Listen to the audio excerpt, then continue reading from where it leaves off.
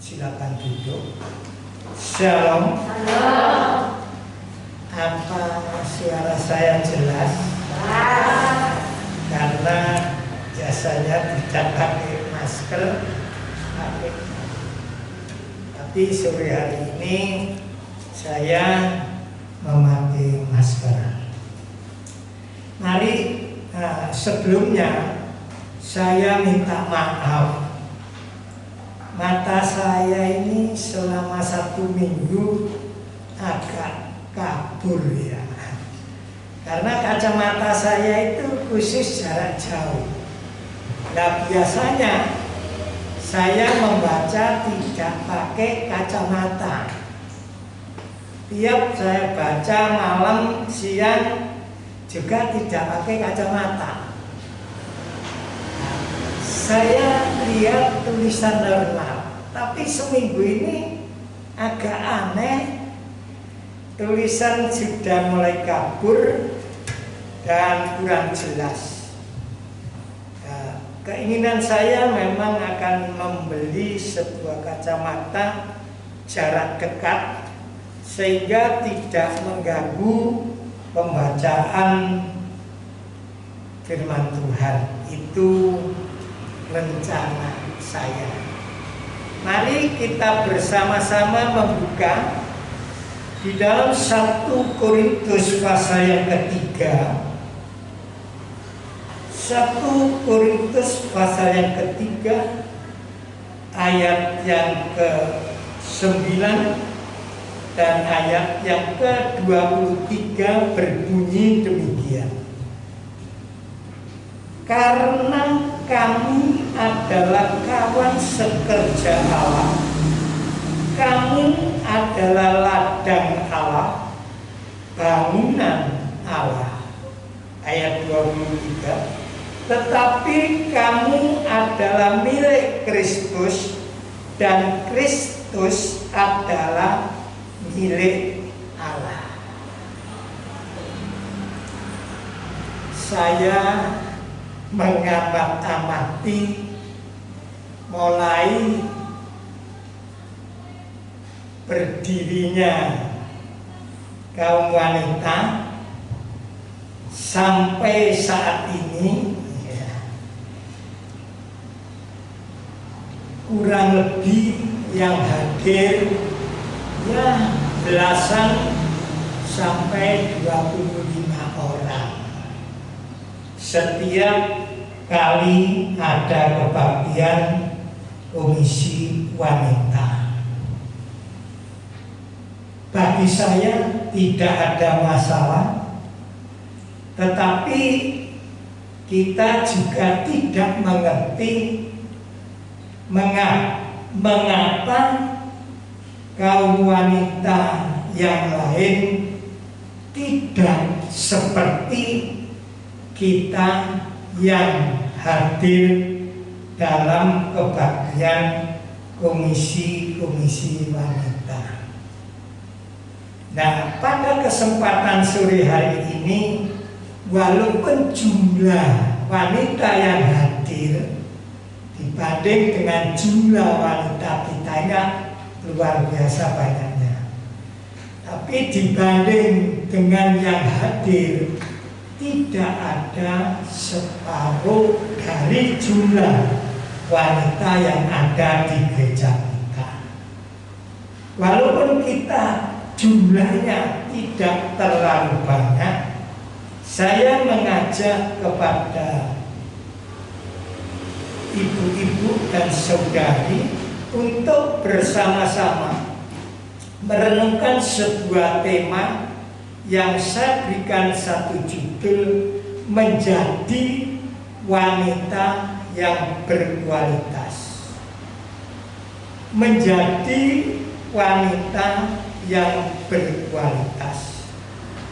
Saya sudah cukup lama tidak membaca surat kabar Jawa Pos, karena dulu waktu di sini langganan koran Jawa Pos. Tapi sudah lama semenjak keluar dari sini pulang kampung saya tidak berlangganan lagi dan tidak membaca surat kabar Jawa Pos. Tetapi kemarin pada waktu saya membakar-bakar sampah, saya menemukan itu koran Jawa Pos. Ada iklan besar, saya baca di situ, ditulis di situ persaingan bisnis yang semakin ketat serta krisis ekonomi, maka banyak sekali karyawan-karyawati yang di PHK karena banyak, yaitu usaha-usaha atau perusahaan-perusahaan yang bangkrut atau menyusut.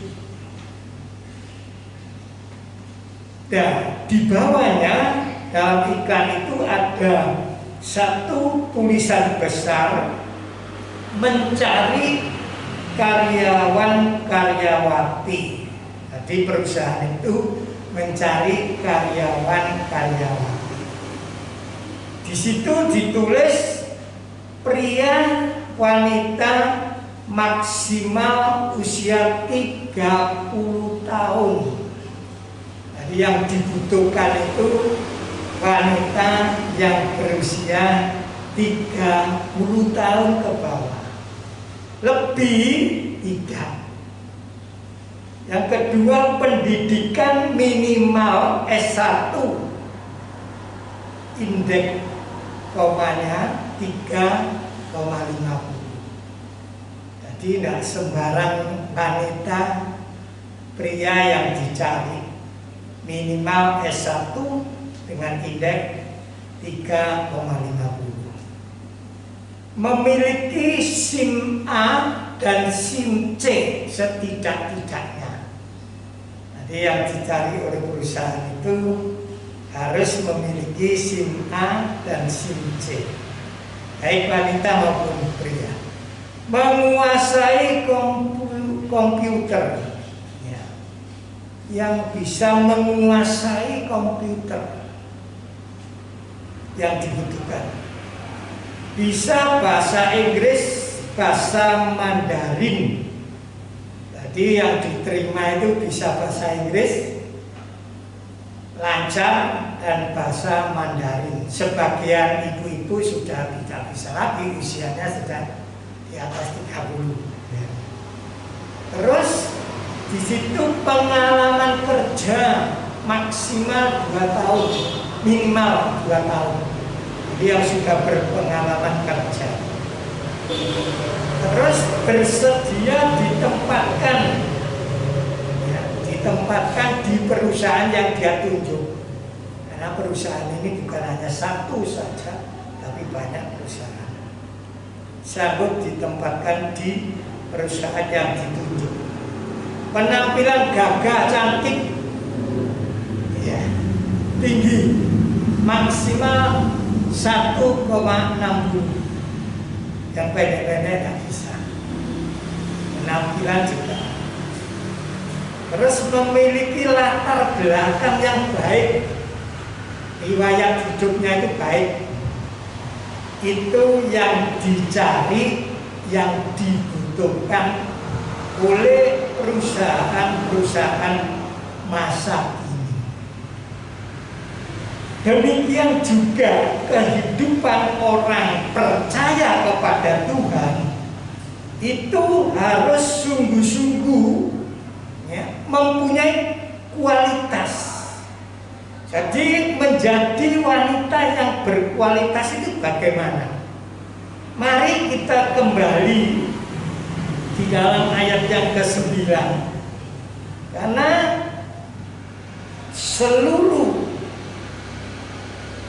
karena di sini wanita, kita sebagai kaum wanita, kita juga harus memiliki kualitas yang sungguh-sungguh baik.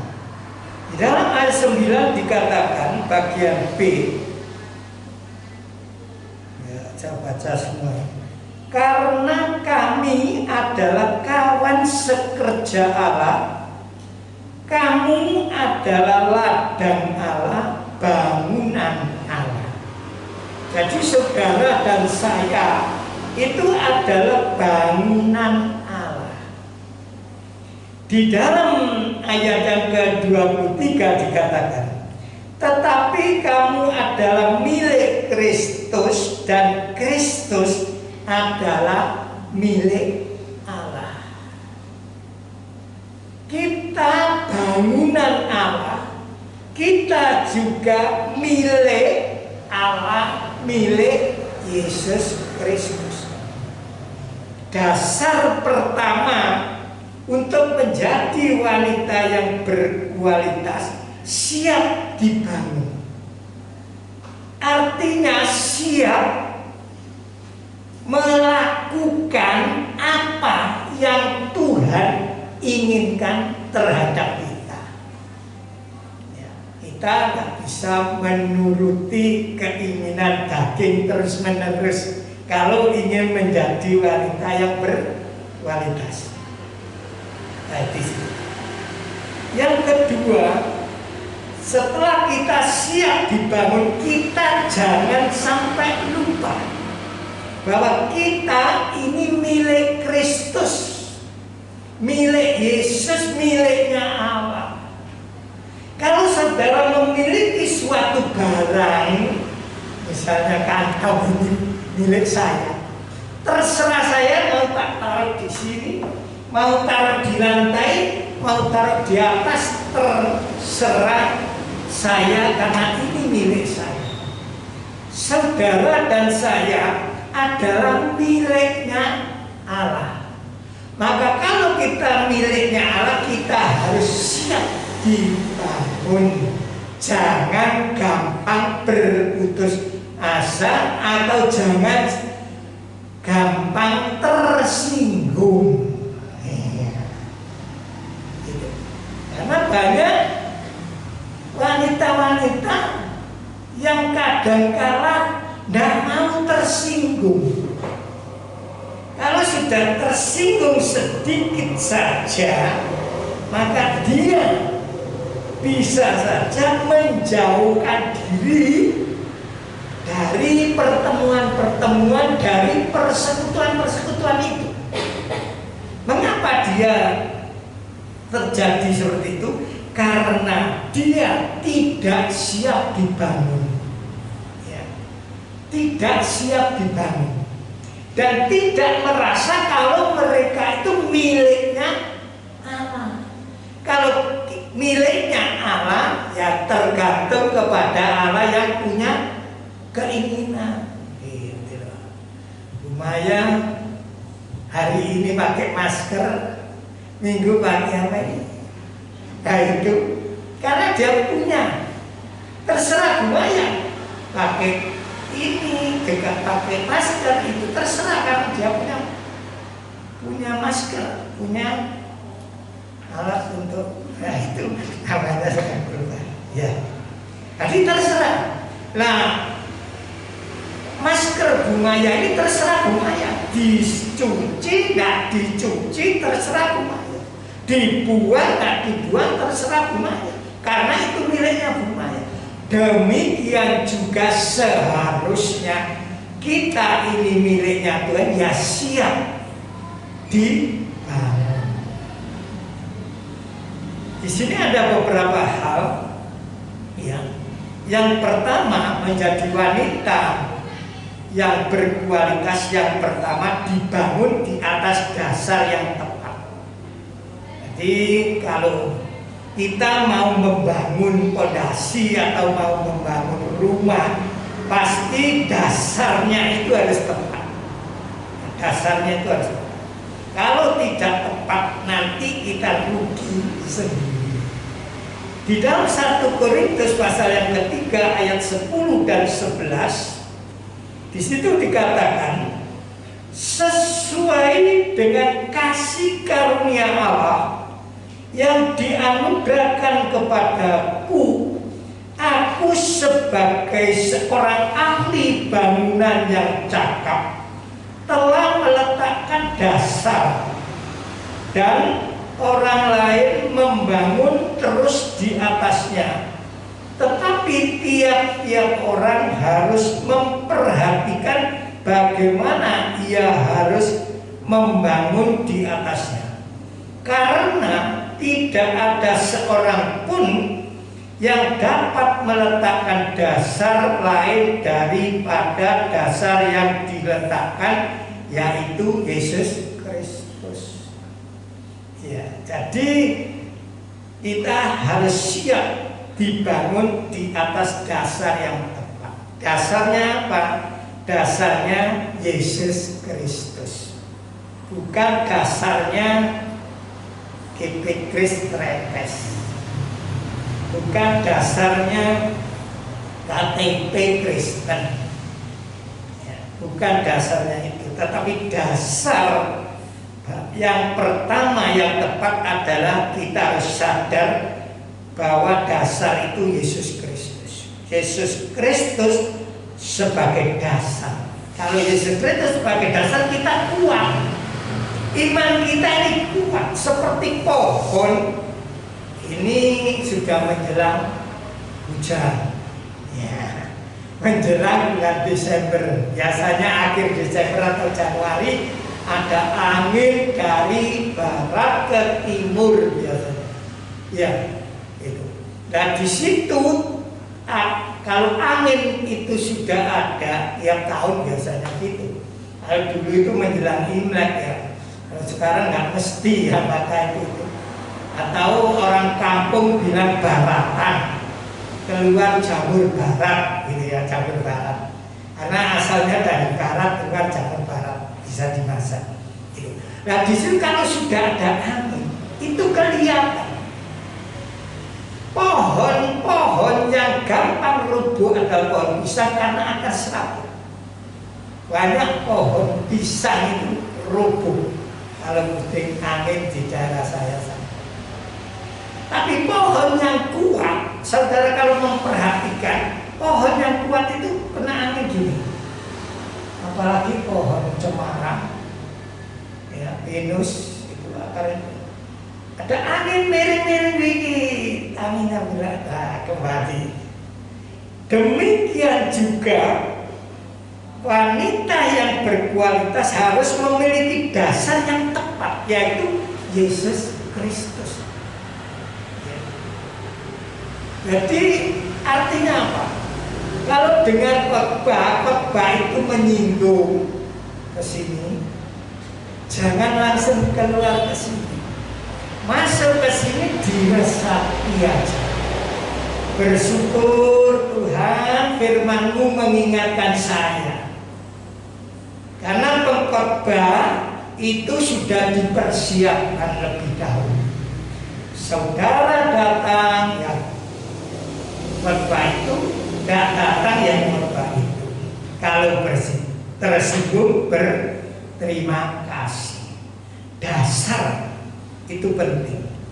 Nah, untuk menjadi wanita yang berkualitas, saya katakan tadi, dibangun atas dasar yang tepat. Dan di sini dikatakan bahwa dasar yang tepat itu sesuai dengan apa yang dikatakan oleh Rasul Paulus. Rasul Paulus itu seorang ahli bangunan yang cakap, yang kuat. Dia berkata kepada jemaat Korintus, nanti akan ada terus orang yang membangun lagi. Tapi yang perlu kita sadari, tidak ada seorang pun yang dapat meletakkan dasar dari dasarnya Yesus Kristus. Itu ya. Di dalam pasal yang kedua, ayat 1 dan 2 dikatakan, demikian pula ketika aku datang kepadamu saudara-saudara, aku tidak datang dengan kata-kata yang indah atau dengan hikmat untuk menyampaikan kesaksian Allah kepada kamu, sebab aku telah memutuskan untuk tidak mengetahui apa-apa di antara kamu sekalian Yesus Kristus, yaitu Dia yang disalibkan. Artinya apa? Paulus ini merasakan dirinya tidak layak. Ya. Untuk itu ada firman Tuhan katakan bahwa Allah semakin besar, kita semakin kecil. Allah semakin besar, kita semakin kecil. Tidak ada artinya. Yang ada artinya itu Yesus Kristus disalib. Tanpa Yesus disalib, kita ini sia-sia jadi orang Kristen. Kita bersyukur karena Yesus disalib, maka kita memiliki dasar yang tepat, yaitu di dalam Yesus Kristus.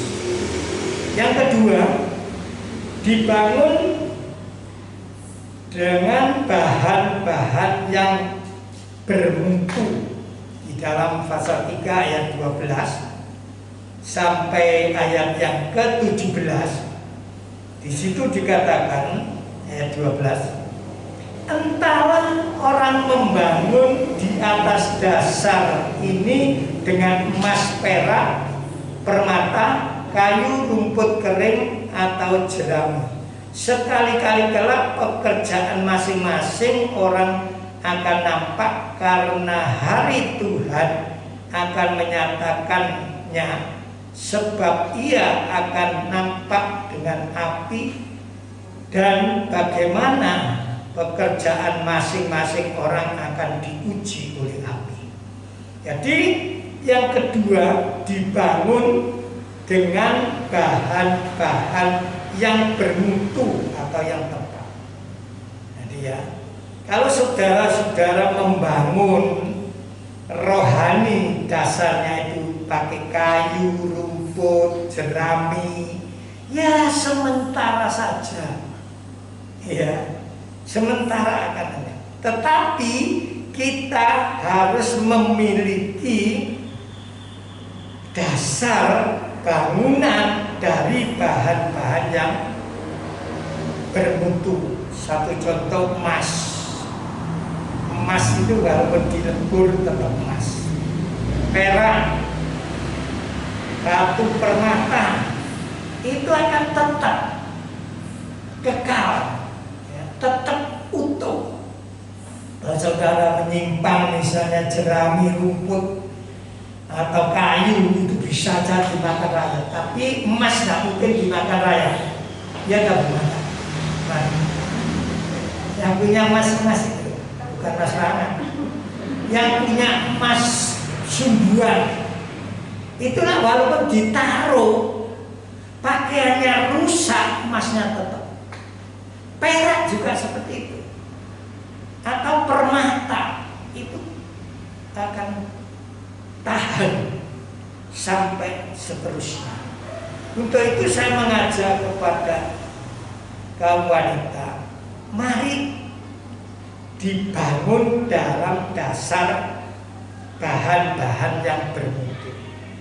Jangan dari rumput, ya sebentar dibakar, ya kayu dibakar, gitu ya, akan tetap banyak. Jerami, bisa ya. Tapi emas dibakar, perak dibakar, tetap ya bersih. Itu kita. Itu jadilah wanita yang berkualitas. Jangan sampai karena gesekan sana, diomongi sana, diomongi sini, ini, akhirnya hilang kabur. Itu ya. Yang ketiga, ya, dibangun menurut rencana yang tepat. Di dalam Filipi pasal yang kedua, Paulus memberitahukan dalam Filipi pasal yang kedua, ayat yang ke-12 dan 13, di situ dikatakan, hai saudara-saudara yang kekasih, kamu senantiasa taat, karena itu tetaplah kerjakanlah keselamatan dengan takut dan gentar, bukan saja seperti waktu aku masih hadir, tetapi terlebih pula sekarang waktu aku tidak hadir. Karena Allah yang mengerjakan di dalam kami baik kemauan maupun pekerjaan menurut kerelaan. Paulus katakan, saudara-saudara yang kekasih, jadilah orang-orang yang taat. Ya. Jadi rencana Allah terhadap umatnya, tatkala Dia inginkan menjadi wanita yang berkualitas, Dia katakan kita harus lebih taat kepada Allah.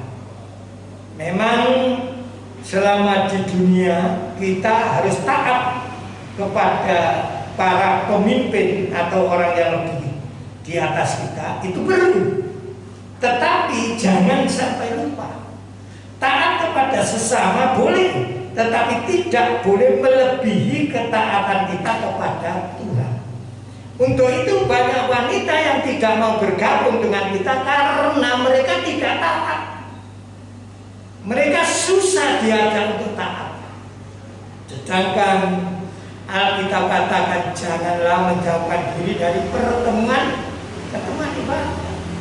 Tapi kenyataan tidak mau dibangun menurut rencana yang tepat. Rencana Tuhan membangun wanita yang berkualitas adalah tujuannya untuk setia taat kepada Tuhan.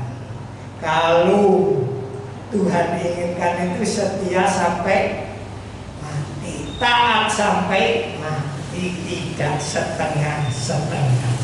Yang terakhir dibangun dengan motivasi yang tepat. Di dalam 1 Korintus 3 ayat yang ke-16, kembali kepada surat Rasul Paulus kepada jemaat Korintus pasal yang ketiga tadi.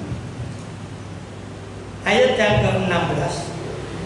Tidak tahukah kamu bahwa kamu adalah bait Allah dan bahwa Roh Allah diam di dalam kamu. Nah ini. Jadi motivasi yang tepat itu kita harus sadar. Siapa sih saya ini? Siapakah saudara dan saya ini adalah bait Roh Kudus, tempat tinggalnya Yesus Kristus. Yesus Kristus pulang ke Bapa, Dia mengutus penolong Roh Kudus tinggal dalam. Kita tidak boleh mengotori, tidak boleh, yaitu tadi gampang marah, gampang tersinggung, gampang ini, gampang itu. Kita harus menjadi wanita yang berkualitas, ya, motivasi yang tepat. Karena di dalam ayat ini dikatakan bahwa kita ini adalah bait Allah. Kalau kita sudah menjadi hati kita adalah bait Allah, tubuh kita adalah bait Roh Kudus, maka ayat yang terakhir kita buka di dalam Yesaya, janji Tuhan kepada kita sebagai wanita yang berkualitas di dalam Yesaya pasal yang ke-11. Ayat terakhir yang 5 nanti dimarahi. Yesaya 11 ayat 19 dan 20. Ini ayat terakhirnya. Aku akan memberikan mereka hati yang lain dan roh yang baru di dalam batin mereka. Juga aku akan menjauhkan dari tubuh mereka hati yang keras dan memberikan mereka hati yang taat. Ingat-ingat, menjadi wanita yang berkualitas. Di sini janji Tuhan, aku akan memberikan kepada mereka roh yang baru di dalam batin mereka. Dan Tuhan menjauhkan dari hati kita hati yang keras menjadi hati yang taat. Terus ayat 20, supaya mereka hidup menurut segala ketetapanku dan peraturan-peraturanku dengan setia, maka mereka akan menjadi umatku dan aku akan menjadi Allah mereka. Melakukan menurut perintah-perintah, peraturan-peraturan Allah. Demikian juga kita pada saat ini. Kita harus taat untuk setia dalam ibadah apa? Sekarang gimana? Komisi wanita, bukan komisi pria. Ya, kita harus taat di situ. Mengapa kita harus taat? Kita ini sudah diberi hati yang baru, roh yang baru untuk melakukan peraturan-peraturan Tuhan. Aturan Tuhan. Kita ini untuk itu kita juga di gereja ada aturannya. Ya. Itu dikatakan sekarang pemerintah menganjurkan pakai masker, kita pakai masker. Ya. Sampai kapan nggak tahu tuh berita dari ekonomi. Ya. Nggak pakai masker gimana Pak? Ya nggak apa-apa. Kalau memang nekat melanggar didenda. Di Jakarta itu sudah ada dendanya. Ya pakai masker, melanggar peraturan. Demikian juga kita. Menjadi wanita yang berkualitas kita harus taat melakukan perintah-perintahnya. Itu yang perlu kita jalani.